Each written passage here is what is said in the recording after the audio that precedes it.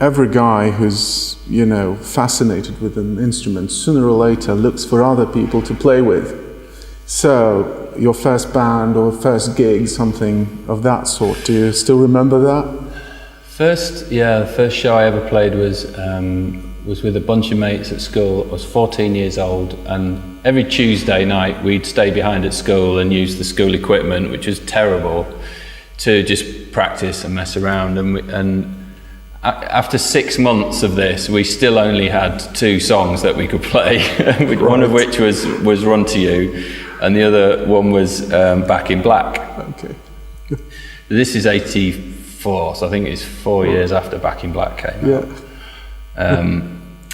And one day one of the school teachers walked past and heard us play, and he was the singer in a band called the Gels who headlined, the school disco every year. And he said, "Do you want to come and play it?" We were like, "Well, we'd love to, but we've only got one song that we can play from start to finish." And he said, "Doesn't matter, come and play anyway." So we did, and we turned all of the heads of the people in the school that normally just breezed straight past us in the corridor and didn't give us any attention whatsoever, especially the girls. So I thought, ooh, okay, this is interesting. Because girls just, up until that point, I was 14, so, things were changing anyway, but it never paid me any attention whatsoever. And then I was behind the drums of this one song, this school dance, so the whole school was there to see it, and everyone cheered and everyone clapped and everyone was looking at the stage, and I was like, oh shit, they're looking at me as well, and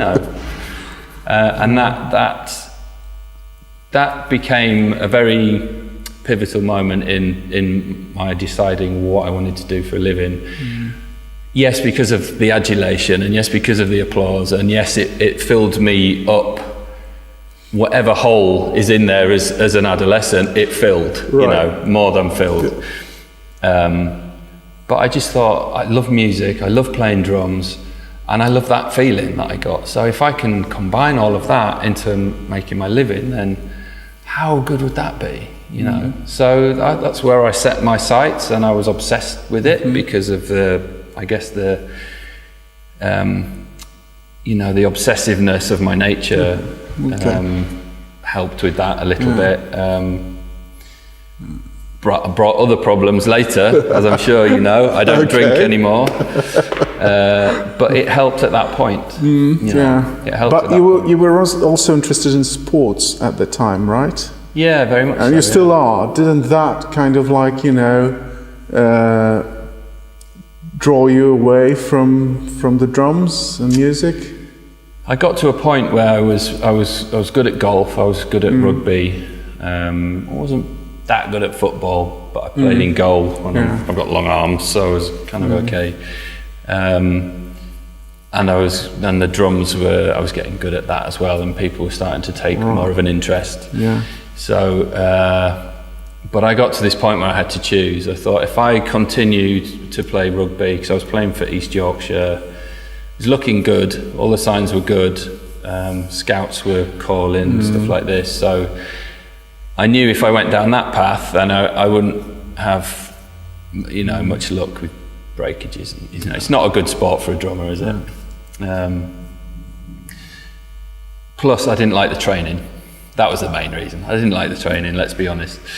So sports has got its rudiments as well, right? Yes. exactly. So I chose golf. Kind of bored me a bit. It was more my dad's thing than mine. So I chose music. And I don't think I would have been as successful as I've been in music in the other two, looking back, because I didn't have the mindset that I needed for it. Okay. Yeah, as always, it's a question of proper mindset. Yeah, and training is not everything. Training is not everything. No, exactly. Especially with Skunk. When I met the guys in Skunk Anansie, they said, I said, look, I was open with them. I said, I've only ever played along to records, and they said, doesn't matter. We're more interested in your personality. We're going to be on the road a long time. We have to get on as friends. So yes, you've got to be able to play the songs, but you don't have to be, you know, Thomas Lang or Dave Weckl or, you know, somewhere in the middle is fine. Yeah, but it's like the most accomplished drummers in the world that we've talked to, like Thomas Lang, like Mike Mangini, Gavin Harrison, they always say, no matter, you know, how many rudiments you've mastered, that's not why you're going to be hired. Yeah. You just have to be able to play with people and get along with people. Yeah. Yeah, that is the case for me, absolutely.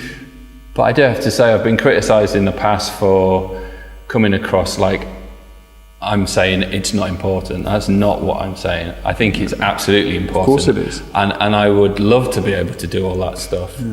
But I wouldn't want to change the player that I am either, you know. So by accident, I've got to this place where I've had this 25-year career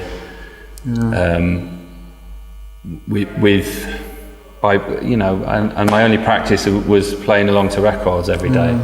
Right. But actually, that's a lot of practice when you add it all up. You know, over 16 years, an hour a day or a record a day. You're learning different styles anyway. Learning different styles, you're learning different things. It's just not, of course, from a book with notation and all of that. So.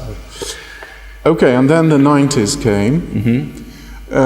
Success wasn't all that sudden for you. First, there was the band Little Angels, was it? Yeah. That was first kind of like taste of small success, I suppose. That was quite strange because I took over from Michael Lee by accident. Who went on to play with the Colts. Well, here's the thing. So Steven Adler had a horrible heroin habit, so he got kicked out of Guns N' Roses. Matt Sorum was asked to join Guns N' Roses. Michael Lee joined the Cult, and then I joined Little Angels. Domino, you know. it's just it always blows my mind when I think that I have Steven Adler's heroin addiction to thank for my break in the music industry. I mean, it's crazy, but there it is. You know, that's the madness of music, isn't it?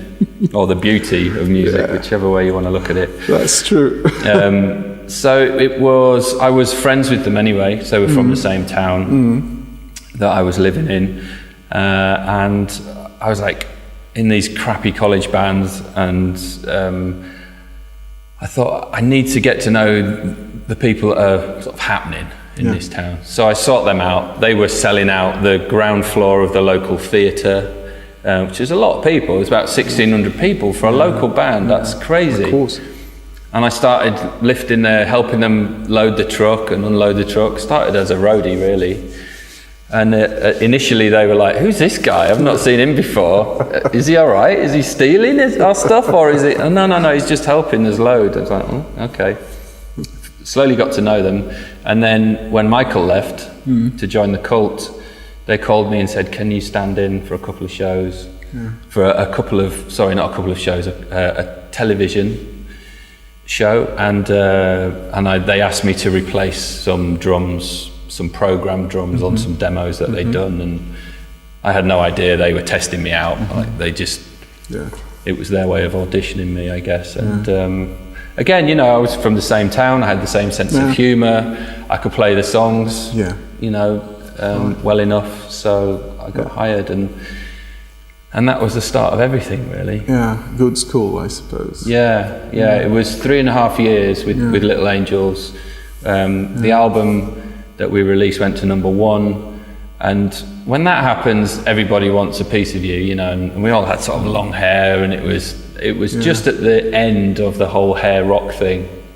And you know, Kurt Cobain put a stop to that in the next couple of years. That's true. By wearing a holy jumper, and you know, we all know what happened next. And the guitar solos and stuff like that just went out the window. True. So that was a really amazing kind of introduction into the music world, and and then Skunk followed shortly after. Yeah, exactly.